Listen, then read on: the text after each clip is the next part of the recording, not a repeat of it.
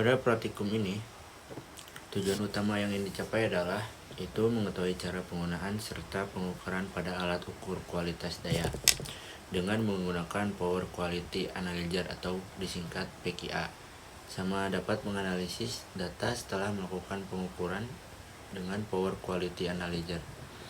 Nah, terus yang ketiga, menganalisis nilai Total Harmonic Distortion atau THD baik pada tegangan maupun arus dan memahami bagaimana harmonisa dapat muncul pada sistem. Dan yang terakhir yaitu menentukan apakah kondisi kualitas daya pada sistem yang diuji sudah memenuhi standar yang berlaku serta mengetahui apa saja dampak gangguan kualitas daya terhadap peralatan listrik. Nah,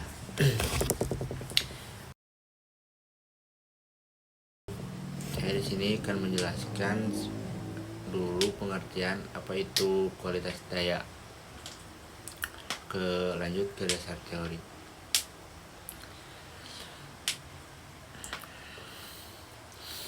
Kualitas daya listrik atau power quality adalah kondisi di mana tegangan, arus, dan frekuensi berada dalam batas normal sehingga semua peralatan dapat bekerja secara aman, efisien, dan tidak mengalami kerusakan.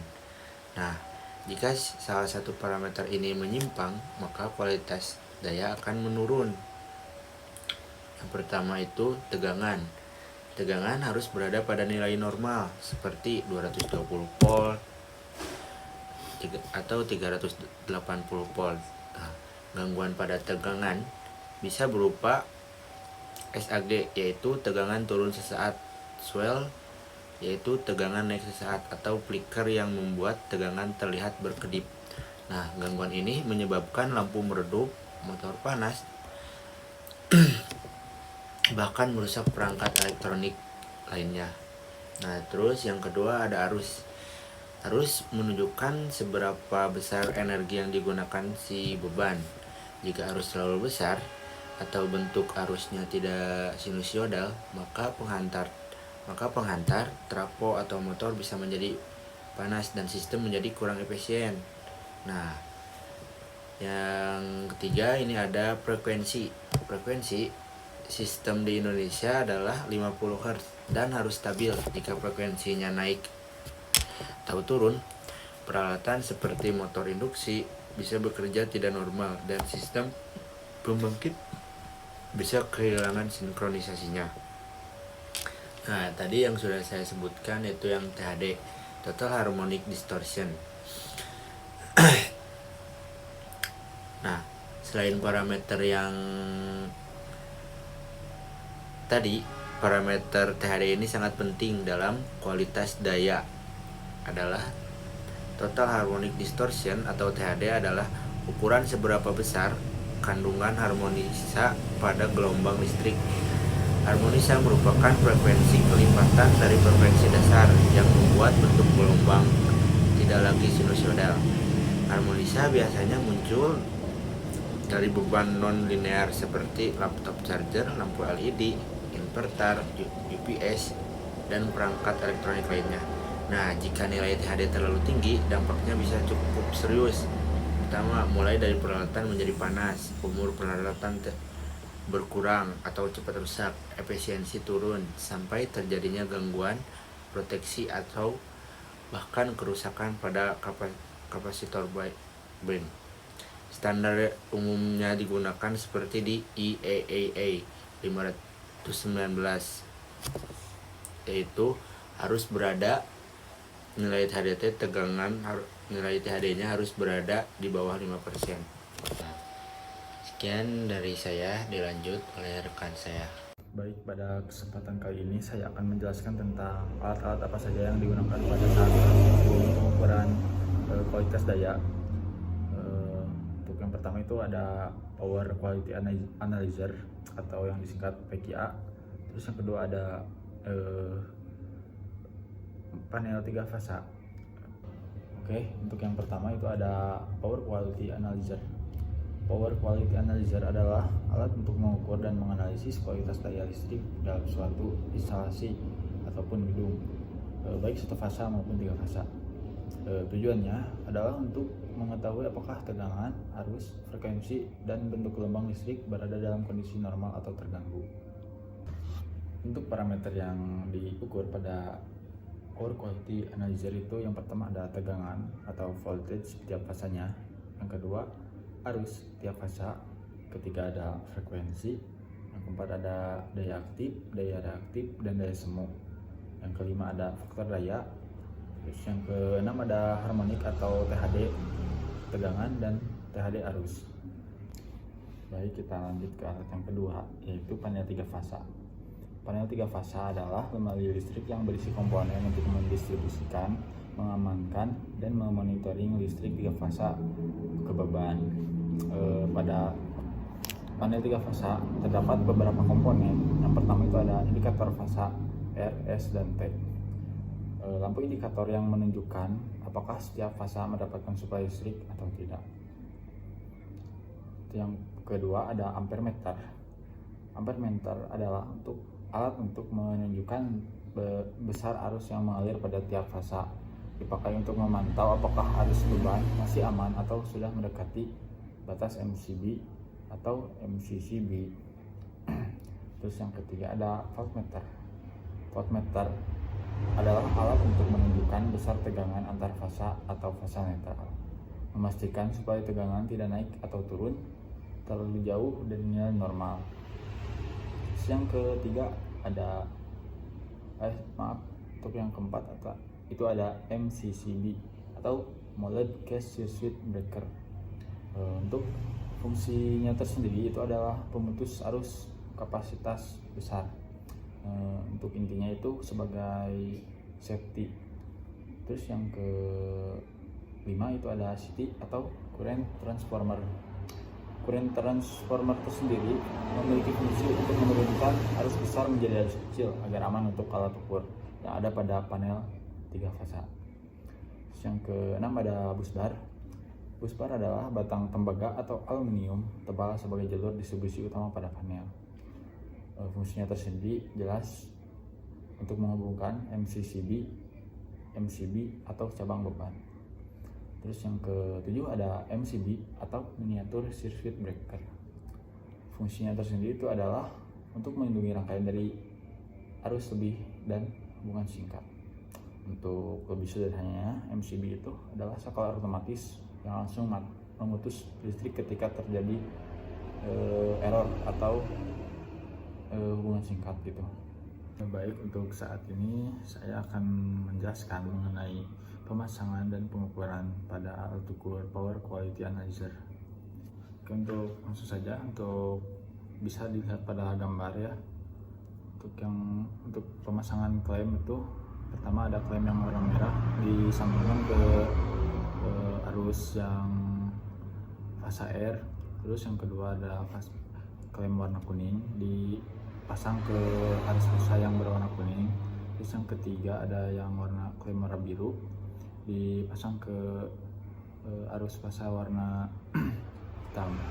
Lalu ada klem warna abu itu dipasang ke arus kabel netral. Terus yang selanjutnya ada pemasangan capit buaya. Yang pertama itu ada yang warna merah dipasangkan ke arus fasa R, yang kuning disambungkan ke arus fasa S, yang biru disambungkan ke arus fasa T. Lalu ada capit buaya yang berwarna hitam sama abu itu dipasangkan ke netral.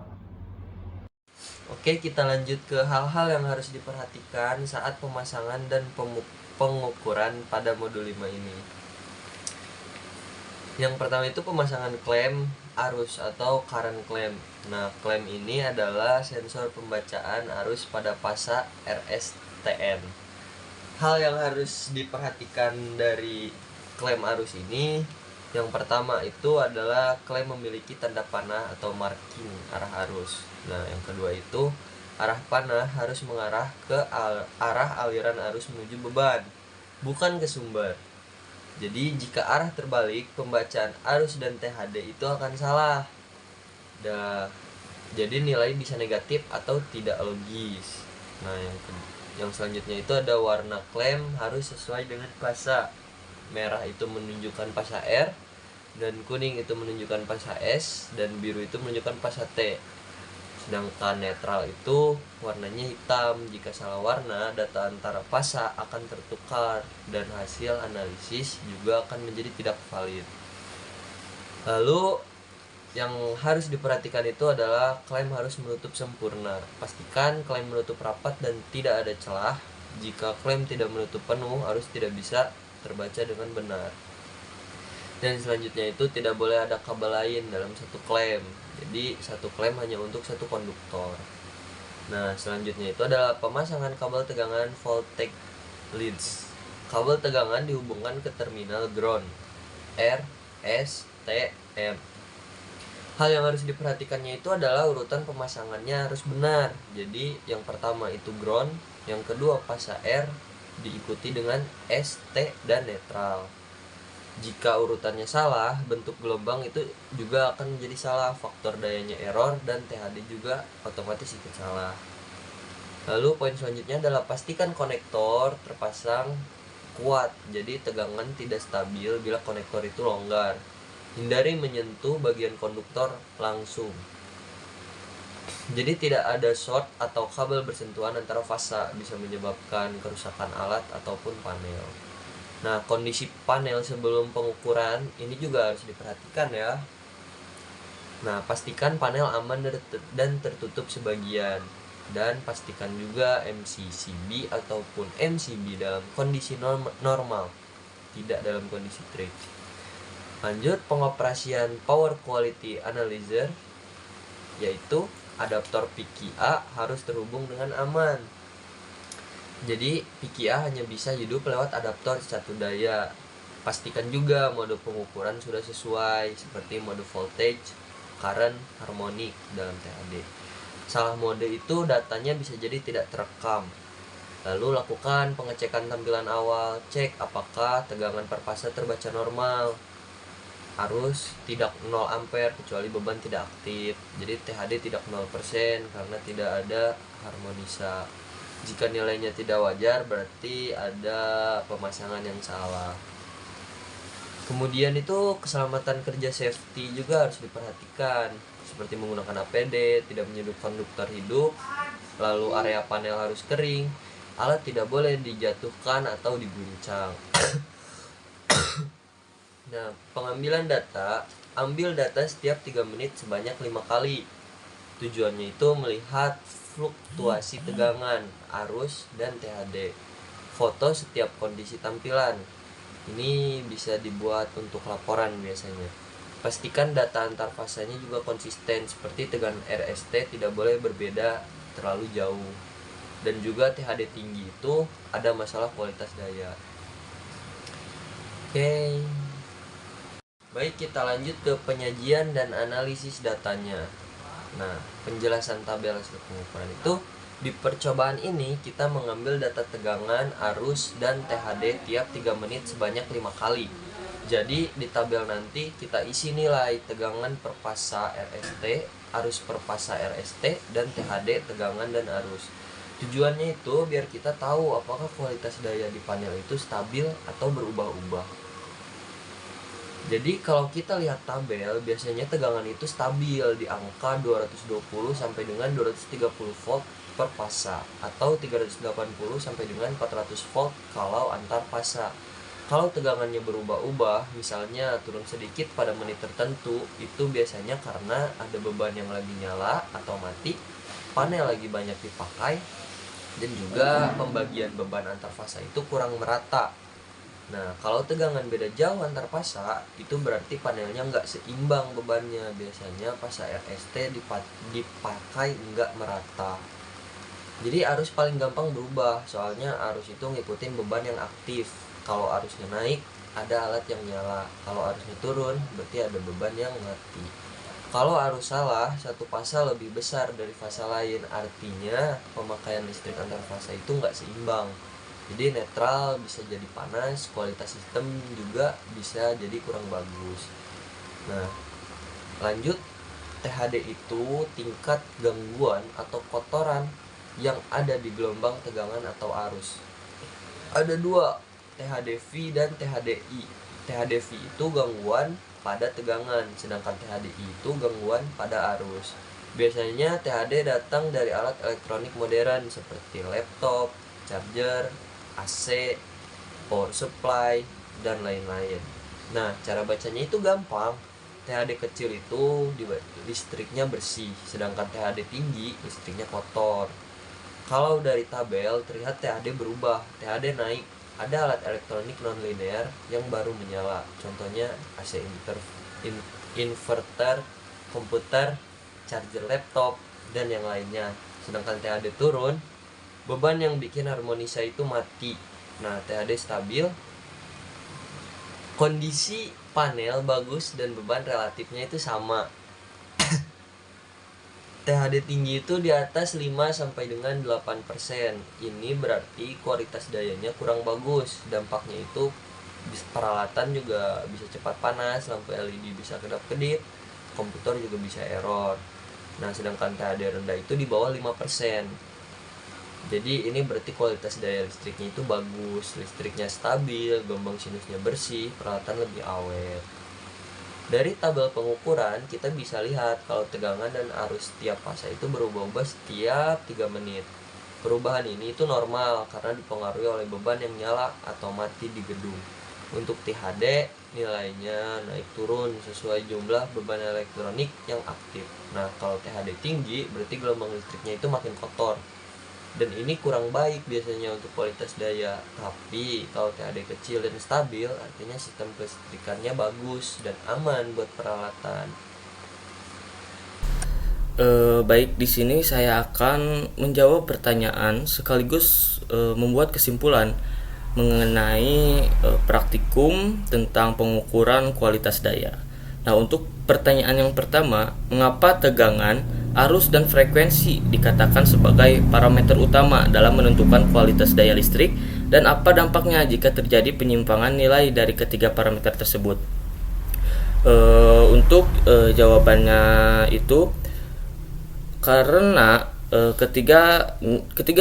ketiganya menentukan peralatan listrik dapat bekerja normal. Jika salah satunya menyimpang, maka kinerja alat akan terganggu. Tegangan terlalu tinggi ataupun rendah bisa membuat alat cepat rusak. Arus berlebih menyebabkan kabel panas ataupun MCB trip, dan frekuensi yang tidak stabil dapat membuat motor berputar tidak sesuai dan sistem tenaga kurang stabil. Kemudian pertanyaan yang kedua, sebutkan langkah-langkah penting dalam pemasangan kabel arus klem dan kabel tegangan pada power quality analyzer, dan juga mengapa arah dan warna klem harus diperhatikan dengan benar. Mengenai langkah-langkah, pemasangan kabel tegangan harus mengikuti warna dan urutan fase, sedangkan klem harus mengikuti arah panah dan sesuai fase. Arah dan warna itu penting untuk memastikan pembacaan tegangan, arus, daya, dan faktor daya akurat, serta mencegah kesalahan analisis kualitas daya. Kemudian untuk pertanyaan ketiga, setelah data tegangan, arus, dan total harmonic distorsi ataupun THD diperoleh setiap 3 menit, apa yang dapat disimpulkan dari perubahan nilai THD terhadap waktu, dan bagaimana pengaruh hasil tersebut terhadap kualitas daya pada sistem? Untuk jawabannya itu tersendiri, data pada THD V ataupun tegangan 3 sampai 3,13%. Angkanya itu kecil dan hampir tidak berubah. Artinya, gelombang tegangan baik dan tidak ada gangguan, masih dalam batas standarnya. Kemudian pada data THDI ataupun arus 21% sampai 23%, angka cukup besar dan berubah-ubah. Artinya, arus mengalami distorsi dikarenakan pada saat pengukuran gedung kelas teknik elektro sedang digunakan. Perubahan naik turun THD arus ini berarti beban linearnya kadang off ataupun kadang off atau on.